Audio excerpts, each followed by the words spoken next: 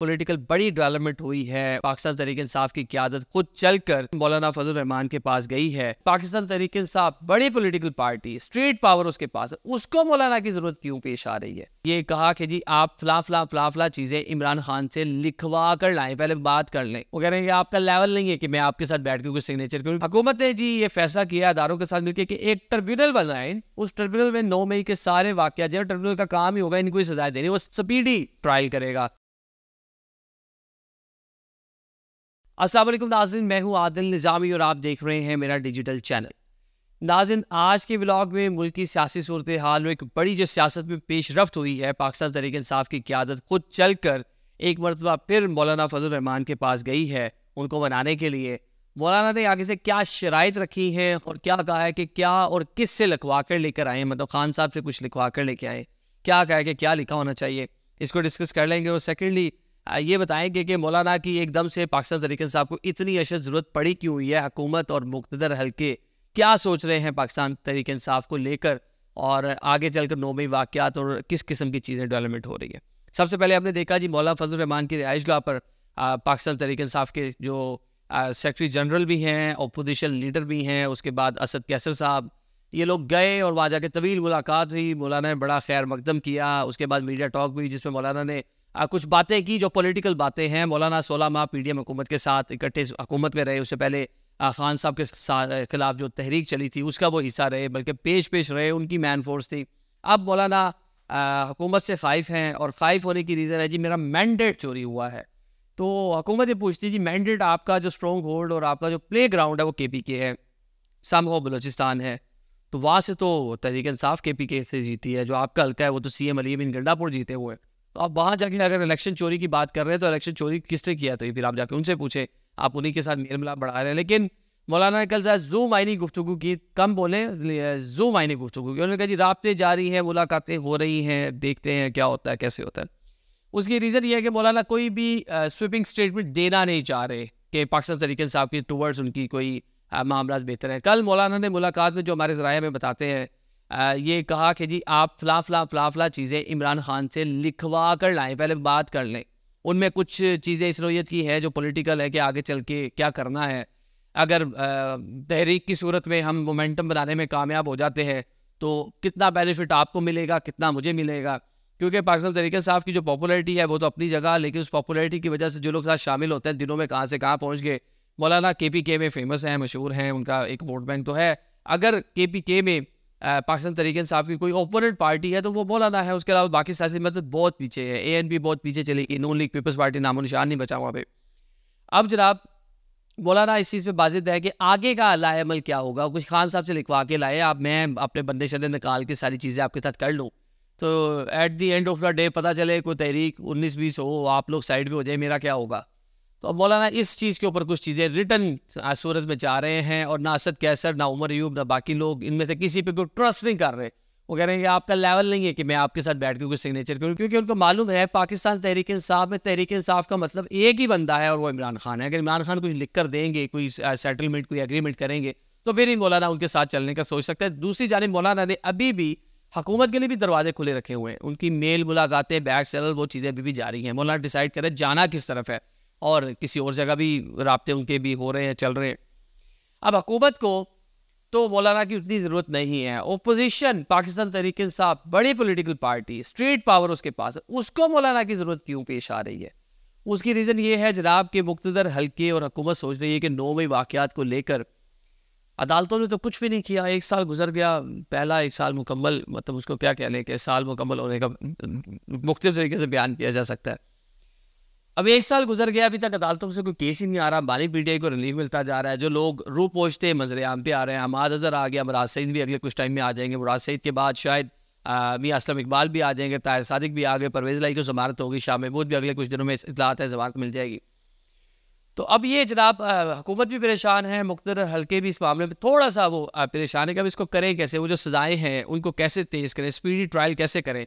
पंजाब में यास्मीन राशिद की तबीयत ख़राब है, आलिया हमज़ा इतने टाइम से जेल के अंदर है, तो सारे का सारा प्रेशर आ रहा है कि जी लोग अंदर हैं, साल से ऊपर हो गया, अभी तक सजाएं क्यों नहीं दी जा रही। लोअर जुडिशरी अब किस तरह उसको मैनेज करें, अदालती और हुकूमती और मुक़्तदर हल्कों के जो मामला हैं वो आपके सामने हैं। हुकूमत ने जी ये फैसला किया अदारों के साथ मिलकर कि एक ट्रिब्यूनल बनाए, उस ट्रिब्यूनल में 9 मई के सारे वाक़यात, जो ट्रिब्यूनल का काम ही होगा इनको सजाएं देनी, वो स्पीडी ट्रायल करेगा, कोई 2 महीने का उनका टाइम पीरियड होगा, 90 दिन का होगा गालिब।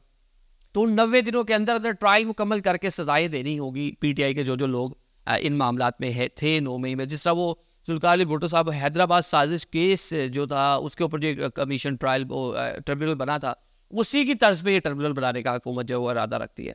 अगर वो बन जाते तो स्पीडी सजाएं हो गई। तरीके साहब को नज़र आ रहा है कि सजाएं हो गई, लोग नाअहल हो गए, दोबारा मुश्किलात हुई, जेल में चले गए, जिस तरह इंसानी हकूक़ की खिलाफ वर्जियाँ, जिस तरह या फ्रीडम ऑफ स्पीच और वो मामला चल रहे हैं सरेआम जो कुछ हो रहा है, जिस तरह रऊफ़ हसन के साथ हुआ, जिस तरह लोगों को उठा कर लेके जाया जाता, पता नहीं होता कितने कितने दिन कहाँ कौन कब कैसे। तो उन मामलात में किसी को ये तवक्को तो नहीं रखनी चाहिए कि अगर जी ट्रिब्यूनल बनता है सजाएं देगा तो कोई रजिस्ट करे। कौन रजिस्ट करेगा इन हालात में? कोई नहीं कर सकता। तो ज़्यादा मुश्किलात बढ़ रही हैं, तो मुश्किलात को थोड़ा आसान करने के लिए, पॉलिटिकल प्रेशर डालने के लिए अदारों पर भी और हुकूमत पर भी मौलाना को साथ मिलाने की पाकिस्तान तहरीक इंसाफ इसलिए कोशिश है, उस वाले से कोशा है। अब देखते हैं आगे कुछ टाइम में मामला किस तरफ बढ़ते हैं। मौलाना करीब होते भी हैं कि मौलाना नहीं होते, क्योंकि मौलाना के मुख्तलिफ नौइयत के स्टेक हैं। तो अब मौलाना पीटीआई के साथ एजिटेशन की, इस तरह की एजिटेशन की सियासत, बयानबाजी अपनी जगह है, लेकिन जो पाकिस्तान तहरीक इंसाफ जिस स्टेज पे खड़ी हुई उसके साथ मौलाना जाकर वो अफोर्ड कर भी सकते हैं कि नहीं, ये बड़ा एक अहम सवाल है।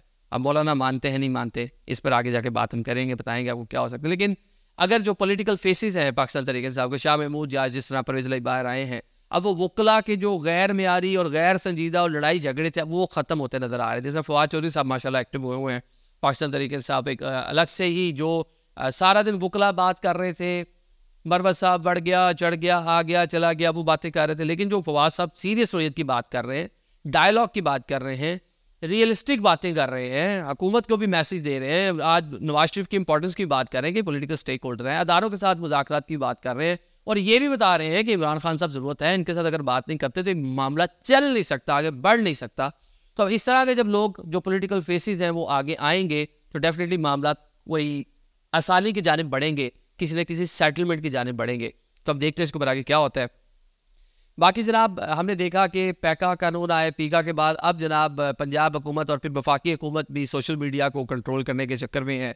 सोशल मीडिया को कंट्रोल करना चाहिए, ये जिस सहाफ़ी से पूछेंगे, जिस जर्नलिस्ट से पूछेंगे वो इस बात को मानेगा। ये जो सियासी जमातों के एजेंडे वहाँ चल रहे हैं, ये जो वहाँ पर मुख्तलिफ अदारों के, मुख्तलिफ मजहबी जमातों के या मुख्तलिफ लोगों के डॉलर कमाने के एजेंडे जो चल रहे हैं, उसको कंट्रोल होना चाहिए। इस पर कोई दूसरी राय नहीं है, कैटेगोरिकली हम इस पर बात कर रहे हैं। लेकिन जिस तरह कंट्रोल करने की कोशिश की जा रही है कि फ्रीडम ऑफ स्पीच जो है, आज़ादी इज़हार की जो एक फंडामेंटल राइट है, उसको शराब या उसको रोकने की कोशिश की जा रही है, ये बड़ा गलत। पंजाब गवर्नमेंट जिस तरह उसके अंदर तो इतने बड़े फ्लॉज हैं कि आप बात करें तो ओपन में तो आप जजेस लगाएंगे, ट्रिब्यूनल बनाएंगे, खुद बनाएंगे जनाब, वो कोई ब्यूरोक्रेट भी हो सकता है, उसकी मुद्दत मुलाजमत मुतय्यन नहीं है। मतलब आज आपने बंदा लगाया, उसने आपके मतलब का फैसला दिया, आपने घर भेज दिया। अच्छा, उसके बाद जनाब जी जो आला शख्सियत जिनके बारे में कोई हद की इज्जत होगी तो उसके ऊपर वो खुद नहीं आएगी, उनका नुमाइंदा आएगा।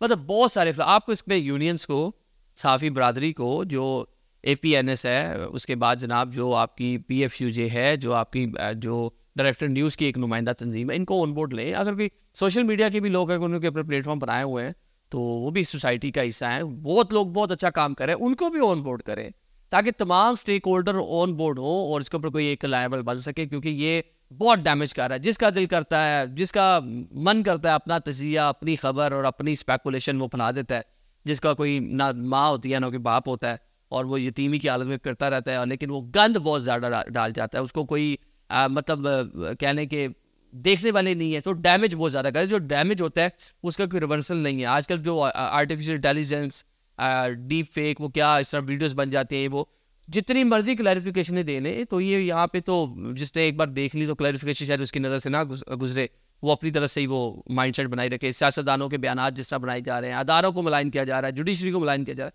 तो ये बड़ा गलत है। इसके ऊपर डेफिनेटली चेक एंड बैलेंस होना चाहिए। तो अब सियासी जमातें इस पर सियासत ना करें खुदारा, या किसी का टूल ना बने।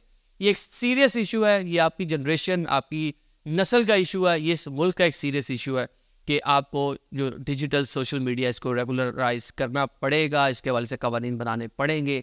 नहीं बनाएंगे जो माशरे में सेचुरेशन है, पोलराइजेशन है, अदम बर्दाश्त है, जो एक तमाशा लगा हुआ है, जो एक गंद हम दे रहे हैं अपनी नस्ल को। हर बंदे के पास मोबाइल है, वो बेड से लेके वॉशरूम से लेके हर जगह यूज़ करता है। घटिया नोयत का कंटेंट आ रहा है, तरह तरह की इल्ज़ाम तराशी आ रही है, इसको भी रोकने की ज़रूरत। Thank you so much.